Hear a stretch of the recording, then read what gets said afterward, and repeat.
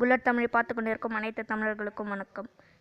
ரொம்ப நாளாக வீடியோ போடல. ஏன்னு பார்த்தீங்கன்னா என்னோடய ஆனுவல் எக்ஸாம் போயிடுச்சு, அதனால தான் வீடியோ போடல.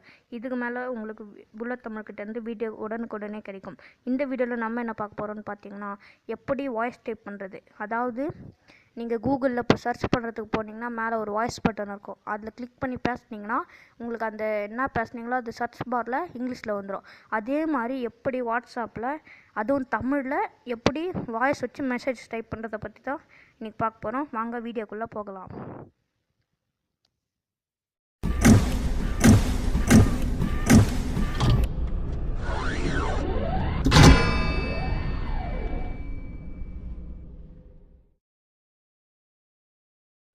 முதல்ல வாட்ஸ்அப் ஓப்பன் பண்ணிக்கோங்க. அதில் யார் டைப் பண்ணுமோ அவங்களோட ப்ரொஃபைல் எடுங்க.